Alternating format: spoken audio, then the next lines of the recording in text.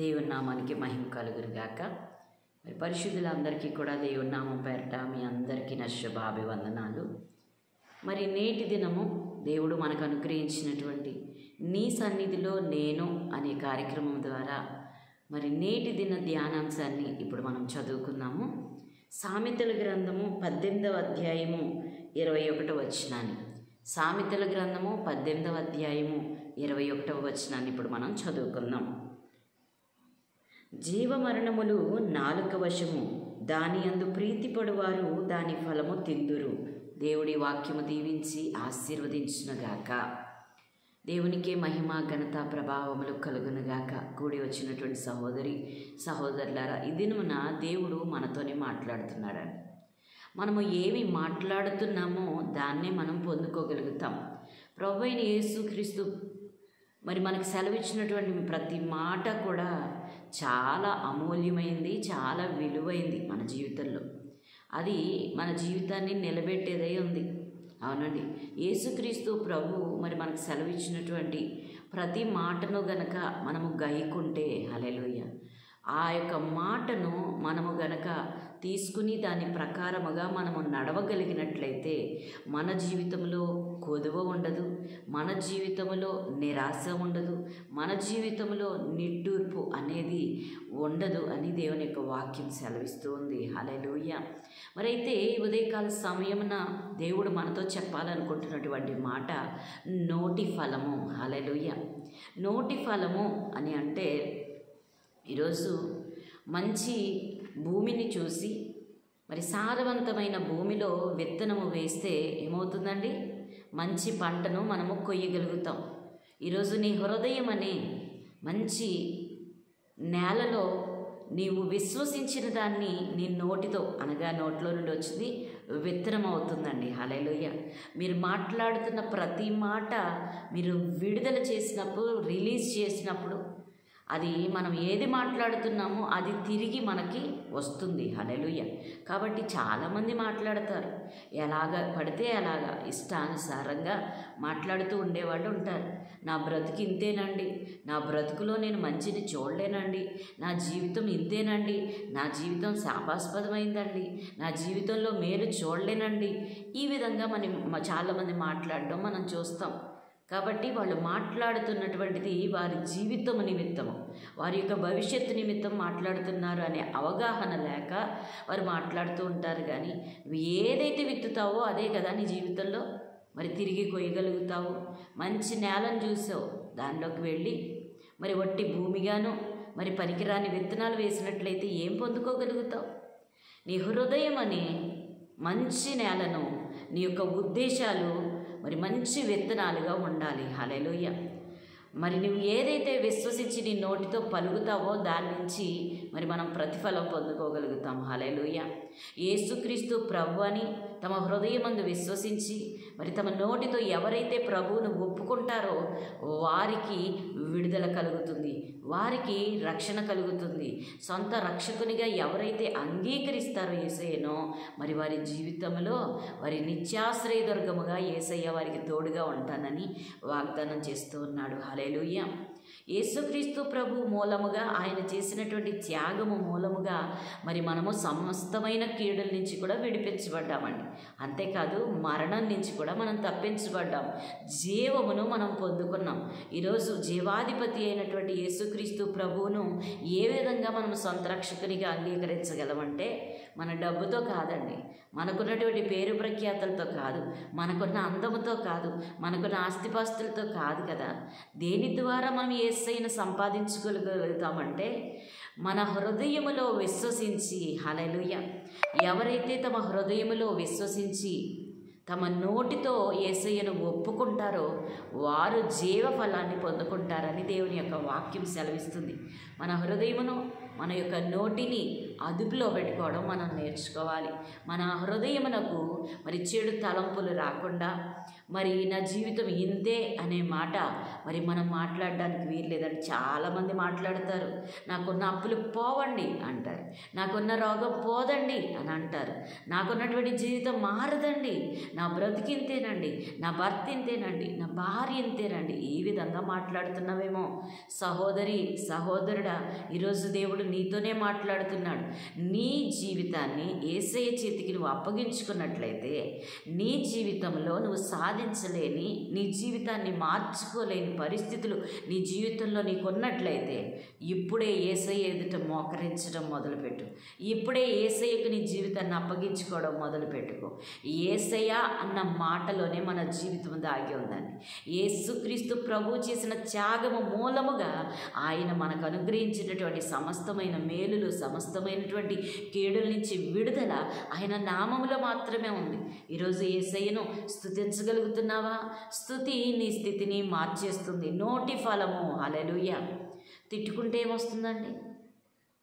మన జీవితాన్ని మనం శపించుకుంటే ఏమన్నా వస్తుందా? మన జీవితంలో మనము నూతనంగా ఏమన్నా పొందుకుంటామంటే శపించబడిన మాటలు మన జీవితాన్ని శాపకరంగా మార్చేస్తాయి. శాపగ్రస్తమైన నీ జీవితాన్ని మార్చుకోవాలనే ఉద్దేశము నీకుంటే ఈ దినము నుండే నా జీవితము మారుతుంది, ఖచ్చితంగా నా దేవుడు నాకు కార్యం చేస్తాడు, ఖచ్చితంగా దేవుడు నాకు ఒక మార్గాన్ని తెరుస్తాడు, ఖచ్చితంగా నా దేవుడు గొప్ప దేవుడు గనక, ఆయనకు అసాధ్యమైనది లేదు గనక ఆయన ఏ విధముగా అయినా నన్ను లేవనెత్తుతాడు. ఈ యొక్క నిరీక్షణ కలిగినటువంటి మాటలు దేవుని యందు ఆశపడిన మాట్లాడు, దేవుడిని స్తుతిస్తూ ఉంటుండగా నీ జీవితాన్ని ఆటోమేటిక్గా మార్చగలిగిన దేవుడు నీతో ఉన్నాడని గమనించు. నీ నోటి మాట దేవుడిచ్చేటువంటి మరి మేలును పొందుకునే విధంగా ఉండాలి కానీ నీ నోటి మాట నువ్వు శపించిన రీతిగా నీ జీవితం మారిపోవడానికి వీర్లేదు, నీ జీవితం శపించబడ్డానికి వీర్లేదు.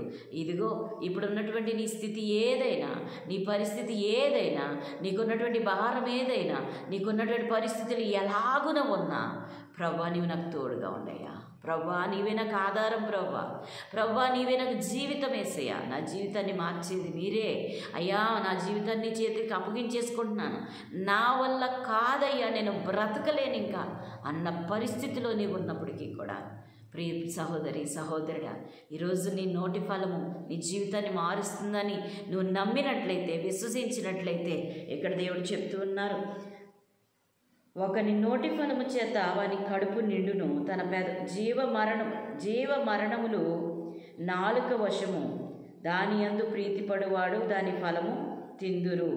ఒకని నోటి ఫలము చేత వాని కడుపు నిండును, తన పెదవుల ఆదాయము చేత వాడు తృప్తి పొందును. 20-21 వచనాలు మరి మనం చూసినట్లయితే, ఒకని నోటి ఫలము చేత వాని కడుపు నిండును, తన పెదవుల ఆదాయము చేత వాడు తృప్తి పొందును. హల్లెలూయా.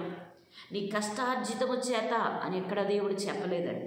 నీ నోటి తమ పెదవుల ఆదాయము చేత వాడు తృప్తి పొందును అని రాయబడి ఉంది.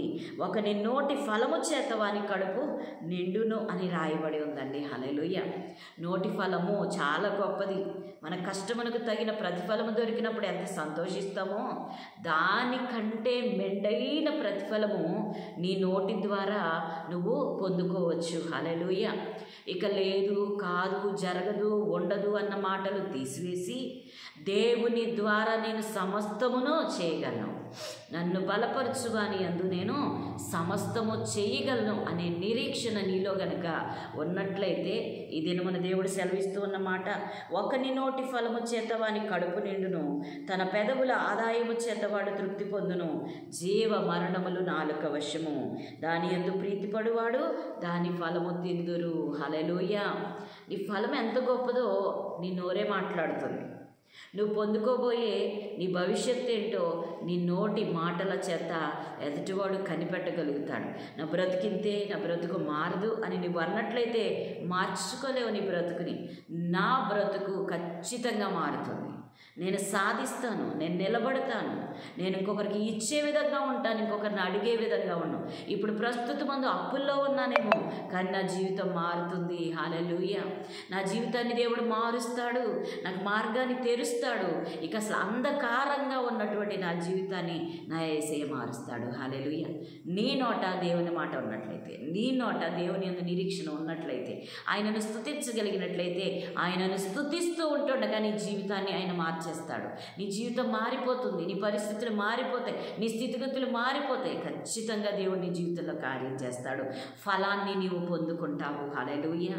నీ నోట జరగదు అన్న మాట కంటే జరిగించే దేవుని యందు స్తుతి చెల్లించటం నువ్వు నేర్చుకుంటే స్తుతి నీ స్థితిని మార్చేస్తుంది. ప్రియ సహోదరి సహోదరుడా, స్తుతి యాగము దేవునికి సమర్పించు, నీ జీవితాన్ని మార్చుకో. స్తుతి యాగము ద్వారా, సన్నుతించుట ద్వారా, ఆయనను గణపరచుట ద్వారా నిన్ను నీవు గణపరుచుకోగలుగుతావు. ఎదుటివారి యందు నువ్వు నిలబడి నీ ఘనతను నువ్వు ఎదుటివారికి చూపించగలుగుతావు. నీ దేవుడిని గణపరచగలిగితే దేవుడు నిన్ను గణపరచడం మొదలు పెడతాడు. హల్లెలూయా. దేని యందు దాగి ఉందో దాన్ని మర్చిపోతున్నాం. దేని యందు మనము నిలవబడితే దేన్ని పొందుకుంటామో, దేన్ని పొందుకోలేమో తెలుసుకుంటే మన జీవితాలు మారుతాయండి. లోకాన్ని వెంబడించడం మూలంగా కాదు, దేవుని వెంబడించడం మూలంగా, దేవుని యొక్క స్తుతిని మనం చెల్లించడం ద్వారా మన జీవితాన్ని మనం మార్చుకోగలుగుతాం. మన నోట దేవుని యందు స్తుతి చెల్లించడం మనం మొదలు పెడితే మన జీవితాలు మారిపోతాయి, మన పరిస్థితులు మారిపోతాయి, నీ స్థితిగతులు మారిపోతాయి. నీకున్నటువంటి సమస్యలన్నీ నేటి దినమున దేవుడు తీసివేసి నీకు సమృద్ధిని అనుగ్రహించునుగాక. నీకున్నటువంటి ప్రతి పరిస్థితిని ఆటంకపరిచే పరిస్థితిని దేవుడు దూరము చేయునుగాక. సమృద్ధితో మరి సమాధానంతో దేవుడు నిన్ను నన్ను నింపునుగాక అని ప్రకటిస్తూ మరి నేటి దిన ధ్యానాంశము అనగా నోటి ఫలము. మన నోటిని శుభ్రపరచుకుందామండి. జరగదు అన్న మాటను తీసేద్దాం, కలగదు అన్న మాటను తీసేద్దాం, పొందుకోలేను అన్న మాటను తీసేద్దాం. నా దేవునిలో నాకు అన్ని సాధ్యమే. హల్లెలూయా. నిరీక్షణ గలవారులారా అని మీ కోటలో ప్రవేశించమని దేవుడు చెప్తున్నాడు. ఈరోజు దేవుని యందు మనం నిరీక్షణ కలిగి ఉంటే మరలా తిరిగి రెండింతల మేలుతో దేవుని సన్నిధిలో గొప్ప సాక్షులుగా మీరు, నేను, మనందరం కూడా ఉందుముగాక. ఆమేన్. దేవుడి వాక్యం దీవించి ఆశీర్వదించునుగాక. Praise the lord. ప్రార్థించుకుందామండి. ప్రతి ఒక్కరు కూడా తలలు వంచుకుంటే. మహాపరిశుద్ధుడా, మహాగరుడా, సర్వోన్నతుడా, మహిమోన్నతుడా, సర్వకృపానిధివైనటువంటి మా గొప్ప తండ్రి, నాయన నేటి దిన ధ్యానాంశముగా అయ్యా నోటి ఫలము అనే మాటను మాకు బయలుపరిచినారు ప్రభా తండ్రి. నాయన అయ్యా తండ్రి నాయన భూమి మీద వేసి మేము పొందుకోలేమేమో కానీ అయ్యా తండ్రి నాయన మా హృదయం అనే పంట ప్రభా తండ్రి నాయన నీకు మెచ్చినట్లుగా, నీకు నచ్చినట్లుగా మా జీవితాన్ని మార్చుకున్నట్లుగా అయ్యా మా నోటి ఫలము నీ యందు ఉంటే ప్రభా తండ్రి నాయన అయ్యా పరలోక రాజ్యము వ్యవసాయముతో ప్రభా తండ్రి నాయన పోల్చబడి ఉన్నది ప్రభా. నీకు స్తోత్రములు, వందనాలు.